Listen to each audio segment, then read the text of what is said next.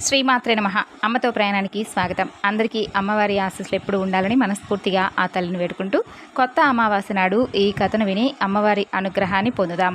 అమావాస్య నాడు తప్పకుండా ఎవరైతే ఈ కథను భక్తి శ్రద్ధలతో ఆలకిస్తారో వారికి ఉన్నటువంటి అపమృత్యు దోషాలన్నీ కూడా తొలగిపోతాయి. కాని పని చేయకూడదు అనే నీతి వాక్యానికి మొదటి సాక్షి యమధర్మరాజు. దానివల్లనే అతను దేవతలలో ఒక దిక్పాలకుడై ధర్మరాజు అనేటటువంటి ప్రశస్తమైనటువంటి పేరును పొందాడు. అతని ధర్మ ప్రవర్తనకు సంబంధించినటువంటి కథ గురించి ఇప్పుడు మనం తెలుసుకుందాం. ఈ యొక్క కథ లక్ష్మీ నరసింహ పురాణంలోని చెప్పబడింది. సూర్యుడి కొడుకు యముడు. అతని పేరు వినగానే అందరూ కూడా భయభ్రాంతులకు గురవుతారు. కానీ భయపడనవసరం అవసరం లేదు. అతని బుద్ధి ఏ క్షణంలోనూ ఏ దశలోనూ అధర్మ మార్గాన నడిచింది లేదు. అంతటి శుద్ధమైనటువంటి బుద్ధి కలిగిన వాడు యమధర్మరాజు. అలాగే అంత అందగాడు కూడాను. అయితే యమధర్మరాజుకు ఒక చెల్లెలు ఉంది. ఆమె పేరు యమి. అందానికి ముందు చెప్పదగినటువంటి సుందరి. ఆ అన్నకు చెల్లెలే. కానీ బుద్ధికి మాత్రం అన్నకు చెల్లెలకి అక్షరమైనటువంటి పోలిక అనేది కనిపించదు ఆమెలో. అన్నా చెల్లెలు ఒకే కడుపున పుట్టి ఒకే ఇంట అన్యోన్యంగా పెరుగుతూ ఉంటారు. క్రమంగా ఇద్దరూ కూడా యుక్త వయస్కులు అవుతారు. వయసుతో పాటుగా వారి అందచందాలు కూడా పెరుగుతూ వస్తాయి. అయితే ఒకనాడు యమి అన్నకు కాస్త దగ్గరగా ఎదురుగా కూర్చొని చిగురాకు పెదవుపై చిరిమల్లె నవ్వు మెరుస్తూ ఉండగా కాటుక కళ్ళ చూపుల్లో కాముని తూపులు విసురుతూ సన్నని కోయల కంఠంతో ఇలా అంటుంది కదా, అన్నా, నేను మనసారా వలిచినటువంటి మగువను నన్ను కాదనకుండా నా కోరిక తీర్చు. కాదంటావా? కామాగ్ని జ్వాలలకు కట్టెనైపోయి నీ కళ్ళ ముందే పిడికిడు బుగ్గినైపోతాను చూడు అంటూ మెల్లగా చేయి పట్టుకుంటుంది. ఇకప్పుడు యమధర్మరాజు చల్లగా చేయి విడిపించుకొని ఆశ్చర్యంగా చెల్లెల్ని చూసి, ఓ చెల్లెలా, లోక పద్ధతికి విరుద్ధంగా నీవు మాట్లాడుతున్నావు. ధర్మశాస్త్రానికి రూపమని చెప్పదగినటువంటి సూర్యుడి బిడ్డలం మనం. ఒకే తల్లి కడుపున రక్తం పంచుకొని పుట్టినటువంటి తోబుట్టువులం మనం. తుచ్చ కామానికి లొంగిపోయి లోకంలో ఎన్నడూ జరగనటువంటి అపకీర్తి నిలిపే నీచులమవుతామా? నీవు చదివిన దానవే. తగినటువంటి మాటలు నీకు ఎలాంటివో తెలియదా? తగని మాటలు మాట్లాడకూడదు. నీకు అన్ని విధాల సుఖం కలిగించే పురుషుడు ఎక్కడో పుట్టి పెరుగుతూ ఉంటాడు. కాలం కలిసి రాగానే కంటపడతాడు. అంతవరకు తాళవలసిందే.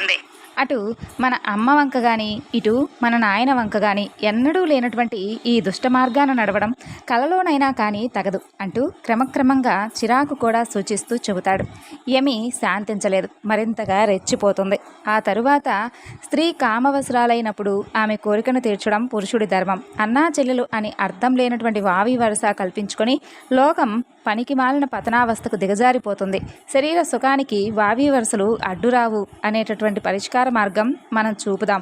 కాబట్టి వలచి పలుకుతున్న నా పలుకులు సరిగ్గా అర్థం చేసుకో, నా ప్రాణాలు నిలబెట్టు అంటూ మొరాయిస్తుంది యమి.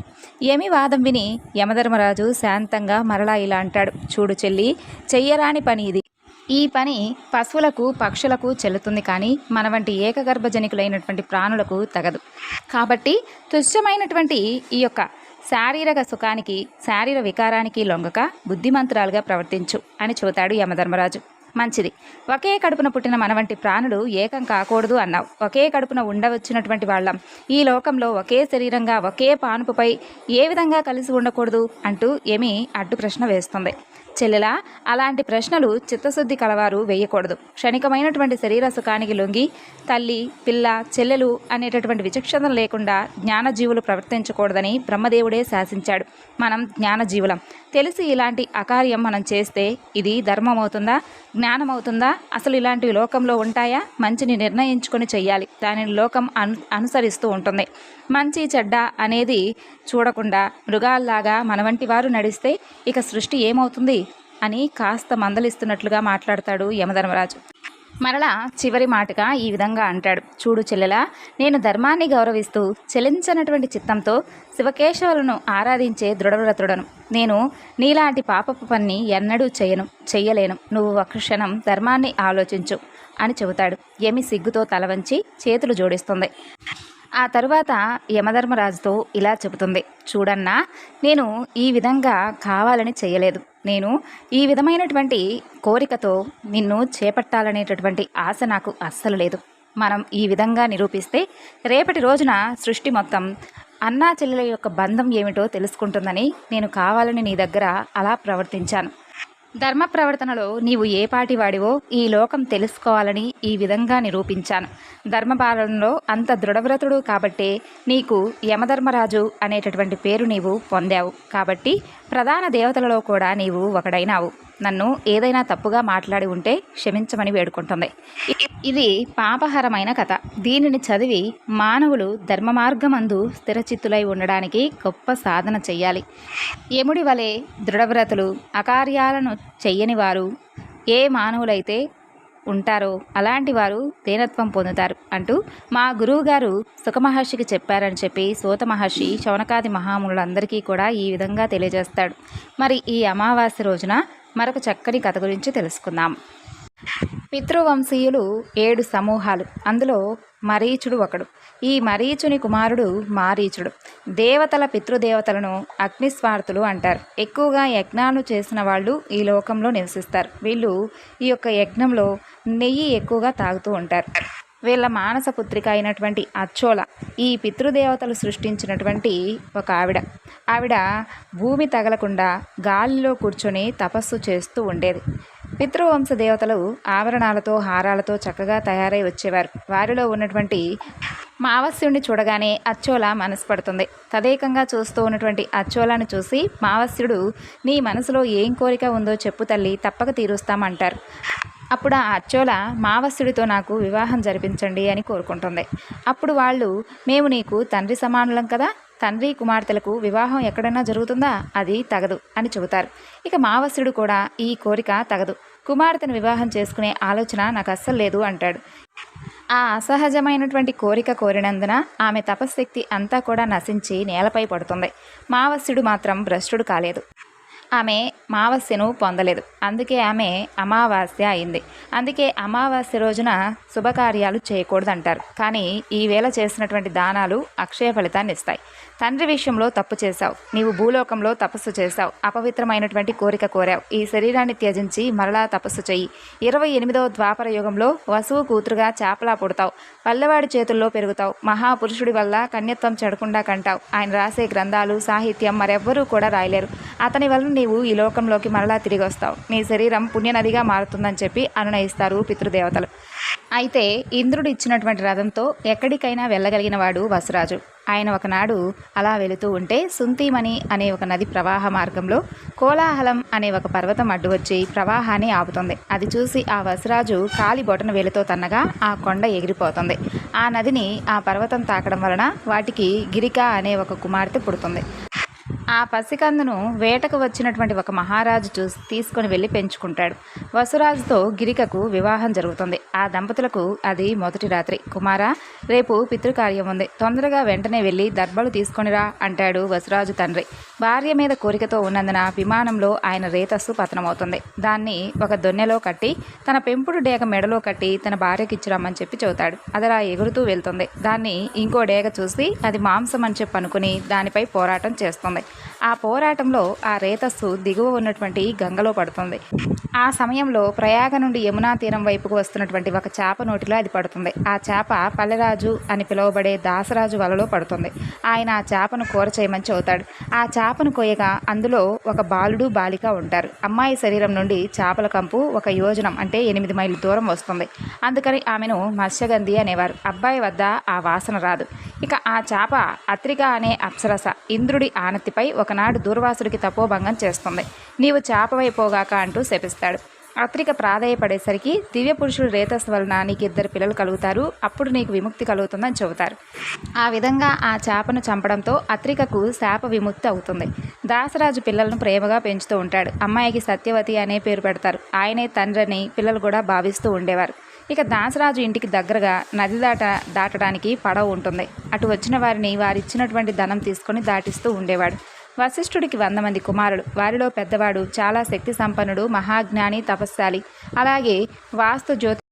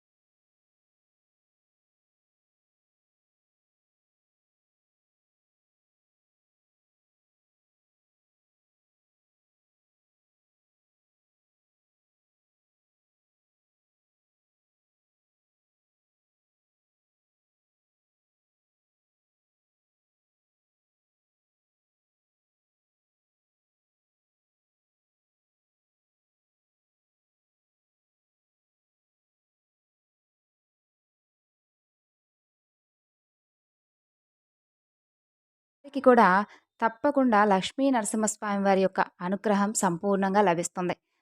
పూర్వం మధ్యదేశంలో నందిగ్రామం అనే ఒక గ్రామం ఉండేది. దానిలో నివసిస్తున్నటువంటి బ్రాహ్మణుడు సద్గృహస్థు. వేదాలను, శాస్త్రాలను వల్లించడమే కాకుండా అవి చెప్పినటువంటి ధర్మాలను యథాశక్తిగా ఆచరణలో చూపిస్తున్నటువంటి గొప్ప కర్మిష్టి. అలాగే నిత్యాగ్నిహోత్రి. అతిథులను, అభాగ్యులను ఆదరిస్తూ వారిని నరసింహస్వామి వారిగానే చూసుకుంటూ భక్తితో ఆరాధిస్తూ ఉండేటటువంటి జ్ఞాని. అతని పేరు కశ్యపుడు. అతని ఇల్లాలు అతనికి తగినటువంటి గొప్ప బుద్ధిమంతురాలు. అలాగే ఆచారానికి ఆమె పెట్టింది పేరు. పతినే దైవంగా భావిస్తూ పతిసేవ తప్పక ఇక ఏ పనిలో కూడా సోమరితనం లేకుండా ప్రతి ఆజ్ఞకు కూడా కట్టుబడి ఇంటిని పాలసముద్రంగా చేస్తున్నటువంటి గృహలక్ష్మి. ఆ ఇల్లాలి పేరు సావిత్రి. నంది గ్రామానికి ఆమడ దూరంలో ఒక చిన్న గ్రామం ఉండేది. ఆ గ్రామంలో యజ్ఞశర్మ అనేటటువంటి ఒక బ్రాహ్మణుడు నివసిస్తూ ఉండేవాడు. అతను బాగా చదువుకోకపోయినా కానీ పురోహిత వృత్తికి తగినటువంటి స్మార్త ప్రక్రియ చేయించడానికి తగినంత చదువు కలవాడు. ఆ ఇంట ఈ ఇంట పొరుగు ఊళ్ళల్లో నోములు వ్రతాలు చేసుకుంటూ వాటితో వచ్చేటటువంటి బియ్యము పిండి తీసుకొచ్చి భార్యకి ఇస్తూ కాలం వెళ్ళపిస్తూ ఉంటాడు. ఇక చెప్పవలసి వస్తే బేదవాడనే చెప్పుకోవాలి. అతని భార్య పేరు రోహిణి. ఆమె సర్వ శుభలక్షణాలు కలిగినటువంటి బుద్ధిమంతురాలు. ఏ దశలోనూ పతికి వ్యతిరేకంగా మాట్లాడి ఎరుగనటువంటి సాధ్వి. పతి సేవే గృహ జీవనానికి నావా అనేటటువంటి త్రికరణ శుద్ధిగా నమ్మి ఆ విధంగా నడుచుకుంటున్నటువంటి ఇల్లాలు. ఆ దంపతులకు కలగక కలగక ఒక కుమారుడు కలుగుతాడు. అతనికి యజ్ఞశర్మ జాతకర్మ నామకరణం అన్నీ కూడా సక్రమంగా చేసి దేవశర్మ అని పేరు పెడతాడు. ఆ పిల్లవాడు చక్కగా పెరిగి 5 సంవత్సరాలు రాగానే అక్షరాభ్యాసం, 7 ఏళ్లు రాగానే ఉపనయనం చేస్తాడు. ఆకస్మికంగా యజ్ఞశర్మ కన్నుమూస్తాడు. కొడుకు, తల్లి అనాథ జీవులవుతారు. ఇక కొడుకు తన తల్లిని ఓదార్చి వారిని వీరిని దారిపత్తం యాచించి కాశీ, గయా, ప్రయాగ ఇలా మొదలైనటువంటి పుణ్యక్షేత్రాలకు వెళ్తాడు. తండ్రికి యథావిధిగా పారలౌకిక క్రియాకాండ నిర్వహిస్తాడు. అలాగే దేశాటనం చేసి చేసి ఈ నంది గ్రామానికి వచ్చి అక్కడ ఊరి వెలుపల ఒక దేవాలయంలో ఉంటూ జపం తపం చేస్తూ ఉంటాడు. అనుష్ఠానం అయ్యాక గ్రామంలోకి వెళ్ళి ఏ ఇల్లాలో ఆదరించి పెట్టినటువంటి భిక్షాన్నంతో ఆకలి చిచ్చును అణుచుకుంటూ ఆలయానికి పక్కగా ఉన్నటువంటి చెరువు నీటితో దప్పిక తీర్చుకుంటూ కాలక్షేపం చేస్తూ ఉంటాడు. అలా తదేక దీక్షగా జపతపాలను సాగిస్తూ ఉంటాడు. అయితే ఒకనాడు చెరువులో స్నానం చేసి ఆలయం ఆవరణలో ఉన్నటువంటి ఒక చెట్టు కింద కట్టుబట్ట ఆరవేసి జపానికి కూర్చుంటాడు. అంతలో ఆరినటువంటి ఆ బట్ట మీద రెట్టలు పడతాయి. ఏమిటా అని పైకి చూస్తాడు. కొమ్మ మీద తెల్లని కొంగ, నల్లని కాకి కోపంతో బెదరగొడుతూ చూస్తాడు అతను. ఆ కోప దృష్టికి కొంగ, కాకి అక్కడికక్కడే చచ్చి కింద పడిపోతాయి. బట్ట మీద రెట్ట వేసినందుకు చచ్చాయి, చావని అంటూ మొదట సంతోషిస్తాడు. కానీ క్షణకాలం అయ్యాక అయ్యయ్యో, నోరెరగనటువంటి పక్షులు నా యొక్క కోపాగ్నికి ఆహుతైపోయాయే అనుకుంటూ విచారిస్తాడు. ఇక ఒక కర్రను తెచ్చి ఆ రెండింటినీ కూడా దూరంగా పారజిమ్మి చెరువులో కట్టుబట్టను శుద్ధి చేసి స్నానం చేసి ఆలయానికి వస్తాడు. తరువాత మిట్ట మధ్యాహ్నం అవుతుంది. భిక్షాటనానికి గ్రామంలోకి వెళ్తాడు. సరాసరి ఈ కశ్యపుని యొక్క ఇంటి ముందుకు వెళ్ళి భవతి భిక్షాందేహి అంటూ పెద్దగా కేక వేస్తాడు. అదే సమయంలో కశ్యపుడు ఊరి నుండి ఇంటికి వచ్చి లోపలికెళ్తాడు. సావిత్రి భిక్షకుడి యొక్క కేక వినదే కాని పతికి సేవ చేయకుండా ఏ పని చేయనటువంటి పతివ్రత రత్నం.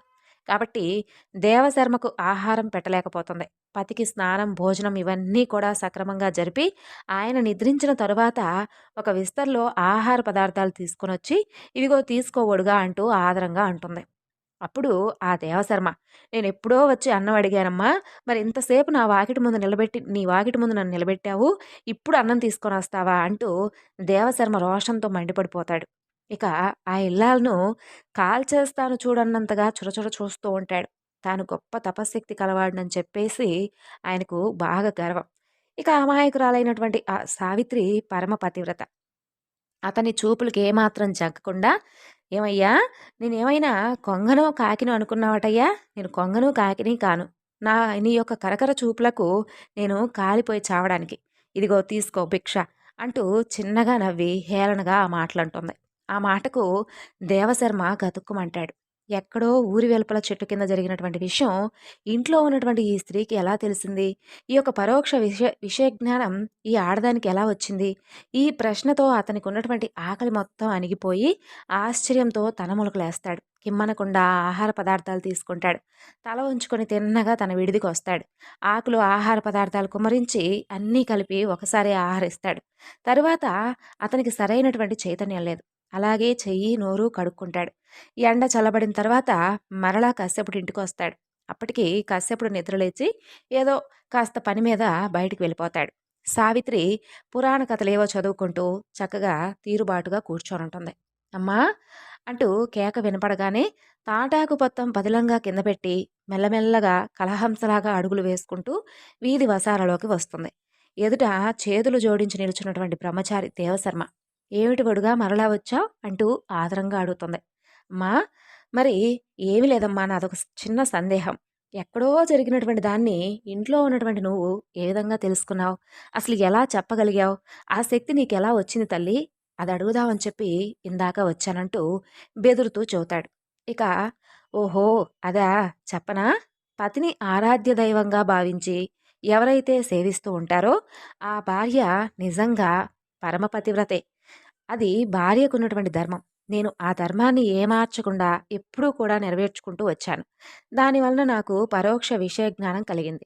స్వధర్మం ఎంత కర్కశమైనా దానిని శ్రద్ధతో ఆచరించే వారికి అన్ని శక్తులు కూడా అలవడతాయి కదా! దానిలో ఆశ్చర్యపడవలసినటువంటి విషయం లేదు. ఇక నీ విషయం. నిన్ను నవమాసాలు మోసి దుర్భర ప్రసవ వేదన భరించి కానీ నిన్ను కళ్ళల్లో ఒత్తి పెట్టుకుని పెంచినటువంటి తల్లిని, పైగా అనాథను, నీపై ఆధారపడి ఉన్నటువంటి వ్యక్తిని గాలికి విడిచిపెట్టి నువ్వు ఇక్కడ చేసేటటువంటి జపము తపము అర్థం లేనటువంటి పనులు నాయనా. కన్న తల్లిని మించినటువంటి దైవం లేదు. మాతృదేవో భవ అనేటటువంటి శృతివాక్యం నువ్వు వినలేదా? విని మాత్రం ఏమిటి లాభం? ఆ మాతృదేవతను సేవిస్తూ ఉంటే అన్నీ నీకు తప్పక వశమవుతాయి. ఆ మాత్రం తెలియదా? సరే, తెలియక స్వధర్మ త్యాగివై ఏదో తపస్సు చేస్తున్నావు. తపస్సు, నీ తపస్సు వల్ల వచ్చిందేమిటి? ఆ కొంగను కాకిని చంపడం, అంతేనా? వెళ్ళు, బుద్ధి కలవాడవై ఇంటికి వెళ్ళు. తల్లిని శ్రద్ధాభక్తులతో సేవించు. అదే గొప్ప తపస్సు అనుకో. ముందుగా నీ కోపానికి బలైపోయినటువంటి ఆ పక్షులకు దహన శుద్ధి చేసి స్నానం చేసి తిన్నగా ఇంటికి వెళ్ళు. తల్లిని పోషిస్తూ ఉండు. నీకు యజ్ఞశర్మ అనే అతని కూతురు భార్య అవుతుంది. పోయి ఆయన్ని అడుగు. తరువాత మీకు ఒక కుమారుడు కలుగుతాడు. అతను మీ వంశకర్త అవుతాడు. ఆ తరువాత నీ తల్లి భార్య మరణిస్తారు. ఇంకేముంది? అప్పుడు నువ్వు యథావిధిగా సన్యాసాన్ని స్వీకరించు. ఆ నరసింహస్వామిని మనసా వాచా కర్మణ ఆరాధిస్తూ కాలక్షేపం చెయ్యి. జన్మాంతమందు నీకు విష్ణు సాయుధ్యం పొందేలాగా ఆ స్వామి నిన్ను అనుగ్రహిస్తాడని చెబుతుంది సావిత్రి. అన్నీ విన్నటువంటి ఆ దేవశర్మ, క్షమించు తల్లి, బుద్ధి వచ్చింది, ఇక పోయి వస్తానంటూ వెనుతిరిగి వచ్చి పక్షులకు దహనాదికం చేసి తిన్నగా స్వగ్రామానికి వస్తాడు. సావిత్రి చెప్పిన విధంగా మాతృసేవ చేసుకుంటూ గృహస్థుడై పుత్రుడు కలిగిన తరువాత భార్య తల్లి మరణించగా సన్యాసి అవుతాడు. నరసింహస్వామి వారిని నమ్మి ఆరాధిస్తూ జన్మాంతమందు విష్ణు సాహిత్యం పొందుతాడు. విన్నారా? స్వధర్మానుష్ఠానం ఎంత గొప్పదో! అలాగే జ్ఞానం అనేది లేకపోతే మనిషి మనిషి కాడు. ఆహారం, నిద్ర, భయం వగైరా మనుషులకు పశువులకు సమానంగానే ఆ భగవంతుడు ప్రసాదిస్తాడు. జ్ఞానం అనేది ఒక్కటే మనుషులకు ఎక్కువగా ఉంటుంది. అది లేనటువంటి నాడు మానవుడు కొమ్ములు తోకలేనటువంటి పశువు లాంటివాడు. సర్వశ్రేయస్సులను పొందించేది జ్ఞానం. తెలిసిందా అంటూ వ్యాసుడు చెప్పినట్లుగా సూత మహర్షుల వారు భరద్వాజుల వారికి చెప్పినటువంటి మరొక కథ. అప్పుడు ఈ కథంతా విన్నటువంటి భరద్వాజ మహర్షి సూత మహర్షుల వారిని ఈ విధంగా అంటారు. మహర్షి, చాలా అంటే చాలా గొప్ప కథలను చెప్పారు. ఇంకా మీరు చెప్పినటువంటి ఈ కథల్లో నరసింహస్వామి వారి యొక్క కథలు చాలా అంటే చాలా అద్భుతంగా ఉన్నాయి. స్వామివారి నామస్మరణ అలాగే స్వామివారి లీలలను ఎవరైతే స్మరిస్తూ ఉంటారో, ఎవరైతే ఎదుటి వ్యక్తికి వినిపిస్తారో వారు కూడా అదృష్టవంతులే కదా! కాబట్టి నేను కూడా ఎంతో అదృష్టవంతుణ్ణి. మీ ద్వారా స్వామివారి గురించి తెలుసుకున్నటువంటి లీలలను విని నేను కూడా విష్ణు సాయుధ్యాన్ని పొందుతాను అని ఎంతో సంతోషంగా ఆ మాట అంటారు. ఇంకా మరికొన్ని స్వామివారి కథల గురించి తెలుసుకుందాం. పూర్వకాలంలో అవంతి అనే నగరంలో కృష్ణపట్నంలో అనంతాచార్యులు అనేటటువంటి అర్చకులు ఉండేవాడు. ఆ ఊరిలో నరసింహస్వామివారి దేవాలయంలో స్వామివారిని సేవించుకుంటూ కాలం గడుపుతూ ఉండేవాడు. అతని భార్య పేరు సుమతి. ఆమె కూడా స్వామివారి పట్ల ఎంతో భక్తి కలిగి ఉండేది. అలా ఆ దంపతులిద్దరూ కూడా అన్ని విషయాల్లోనూ సంతోషంగానే ఉన్నప్పటికీ, వివాహం జరిగి 12 సంవత్సరాలు దాటిన తర్వాత ఇంకా సంతానం కలగకపోవడం వలన వారు ఎప్పుడూ కూడా ఆ విషయం పట్ల బాధపడుతూ ఉండేవారు. రోజూ కూడా స్వామివారిని సంతానం విషయం గురించి ప్రార్థిస్తూ ఉండేవారు. అలా కొంతకాలం జరగగా భక్తవత్సలుడైనటువంటి ఆ స్వామికి ఒకనాడు వారిని చూసి జాలి కలుగుతుంది. అనంతాచార్యుల వారికి కలలో కనిపించి ఇలా చెబుతాడు. "ఓ ఆచార్య పురుషా! మీ దంపతులు రోజూ కూడా నన్ను ఎంతో నియమనిష్టలతో కొలుస్తూ ఉండడం నాకెంతో ఆనందాన్ని కలిగించింది. మీకు త్వరలోనే పండంటి కుమారుడు కలిగే మార్గం గురించి చెబుతాను వినండి" అంటూ ఇలా చెప్తాడు. "ఓ భక్తా! నీవు నరసింహస్వామి వారి యొక్క వ్రతాన్ని ఆచరించు. ఆ యొక్క వ్రత ఫలితంగా నీకు తప్పకుండా సంతానం కలుగుతుంది. ఆ వ్రతం చాలా సులభతరమైనది. రేపు ఉదయం ఈ ఆలయానికి విశ్వనాథుడు అనే ఒక భక్తుడు దూరదేశం నుండి వస్తాడు. అతను నా ప్రియ భక్తుడు. ఈ వ్రత విధానం అంతా కూడా నీకు వివరంగా చెబుతాడు. ఆ ప్రకారంగా ఈ వ్రతాన్ని ఆచరిస్తే త్వరలోనే నీకు సంతానం కలుగుతుందని చెప్పి అంతర్ధానమవుతాడు స్వామి. తరువాత అనంతాచార్యుల వారు ఉదయం లేవగానే తన భార్య సుమతికి అతనికి కల అంతా కూడా వచ్చినటువంటి ఆ కథ విషయం అంతా కూడా చెబుతాడు. ఆమె కూడా ఎంతో సంతోషిస్తుంది. ఇక దంపతులిద్దరూ కూడా రోజు కంటే ముందుగానే నిత్యకృత్యాలను తీర్చుకొని ఆలయంలోకొస్తారు. స్వామివారికి సుప్రభాతం అర్చన పూర్తయ్యే సమయానికి ఒక ముసలి బ్రాహ్మణ భక్తుడు వచ్చి అక్కడ ఉన్నటువంటి భక్తులతో పాటు నిల్చుంటాడు. నివేదన పూర్తి కాగానే అనంతాచార్యుల వారు అక్కడ ఉన్నటువంటి భక్తులందరికీ కూడా ప్రసాదం పంచిపెడుతూ ఈ ముసలి బ్రాహ్మణుడి వద్దకు వస్తాడు. ప్రసాదం తీసుకున్నటువంటి అతని ముఖంలో చిరునవ్వు కనిపిస్తుంది. రాత్రి స్వామివారు చెప్పినటువంటి విశ్వనాథుడు ఇతనే అయి ఉంటాడని చెప్పి అనంతాచార్యుల వారికి అనిపిస్తుంది. ఇక వెంటనే అప్పుడు ఆ భక్తుడు తనను విశ్వనాథుడిగా పరిచయం చేసుకొని అనంతాచార్యుల దంపతులను దగ్గరకు పిలిచి, "ఓ భక్తులారా! మీరంటే స్వామివారికి ఎంతో ప్రియం. మీకు ఆ స్వామి అనుగ్రహం అతి త్వరలోనే తప్పకుండా దక్కబోతుందంటూ దీవిస్తాడు. అప్పుడు ఆ దంపతులు విశ్వనాథునికి నమస్కరించి, "స్వామి, మీకివే మా నమస్కారములు. రాత్రి స్వామివారి కలలో చెప్పినటువంటి విశ్వనాథుడు అనేటటువంటి భక్తుడు మీరేనని చెప్పి తెలుసుకున్నాం. మా యందు దయ ఉంచి నరసింహస్వామి వారి యొక్క వ్రత విధానం గురించి వివరంగా చెప్పవలసిందంటూ వేడుకుంటారు. అప్పుడు విశ్వనాథుడు ఆ దంపతులతో ఈ విధంగా చెబుతాడు. నాయనలారా, తప్పకుండా చెబుతాను. ఇదంతా కూడా స్వామివారి అనుగ్రహమే తప్ప మరొకటి కాదు. నరసింహ స్వామివారి అనుగ్రహంతో నేను ఈ వ్రత విధానం గురించి మీకు చెప్పగలుగుతున్నాను. కాబట్టి సావధానంగా వినండంటూ నరసింహస్వామి వారి యొక్క వ్రత విధానం గురించి ఈ విధంగా చెప్తాడు. ఓ భక్తులారా! శ్రీ నరసింహస్వామి వారి యొక్క వ్రతం ఎంతో మహిమాన్వితమైనది. నియమ నిష్ఠతో ఈ వ్రతాన్ని ఆచరించిన వారికి సర్వశుభాలు చేకూరుతాయి. ఎటువంటి అనారోగ్యమైన ఇట్టే మాయమవుతుంది. ఎటువంటి శత్రుభయం కానీ, మానసిక సమస్యలు కానీ, శరీర బాధలు కానీ, గ్రహ పీడలు కానీ, ఎంతటివైనా కానీ ఈ వ్రతాన్ని ఆచరించిన వెంటనే తొలగిపోతాయి. ఈ వ్రతాన్ని ఆచరించిన వెంటనే సర్వశుభాలు కలిగి తరువాత ధనధాన్యాలు లభిస్తాయి. ఈ వ్రతాన్ని ఏ నెలలోనైనా, ఏ రోజైనా సరే తిథి, వార, నక్షత్రాలతో సంబంధం లేకుండా ఆచరించవచ్చు. లక్ష్మీ నరసింహస్వామి వారి యొక్క పటాన్ని ఎదురుగా ఉంచుకొని ముందుగా గణపతిని పూజించి తరువాత కలశారాధన చేసి స్వామివారికి షోడశోపచార పూజ చెయ్యాలి. ఆ తరువాత స్వామివారి కథల గురించి చెప్పుకోవాలి. చక్కెర కలిపినటువంటి గోధుమ రవ్వ కానీ, లేదంటే పులిహోరను కానీ స్వామివారికి నివేదిస్తే చాలా శ్రేష్టం. ఈ వ్రతం ముఖ్యంగా మాఘమాసం, వైశాఖ మాసం, కార్తీక మాసం, మార్గశిర మాసాల యందు కానీ, దశమి, ఏకాదశి, పౌర్ణమి తిథుల యందు కానీ చక్కగా ఈ వ్రతాన్ని ఆచరించుకుంటే ఇంకా ఎక్కువ ఫలదాయకం. ఈ వ్రతం ఏ ఇంట్లో ఆచరిస్తే ఆ కుటుంబ సభ్యులందరికీ కూడా, కథలను విన్నవారికి కూడా, ప్రసాదం స్వీకరించిన వారికి సైతం సకల శుభాలు కలుగుతాయి. ఇంకా దేవాలయముల యందు ఆచరిస్తే ఆ గ్రామానికే కాకుండా చుట్టుపక్కల ఉన్నటువంటి గ్రామముల యందు ఉన్నటువంటి ప్రజలందరికీ కూడా ఎంతో శుభప్రదం. చక్కని వర్షాలు కురిసి పాడి పంటలు సమృద్ధిగా పండుతాయి. వ్యాపారస్తులకు ఎంతో చక్కగా లాభం పొందుతారు.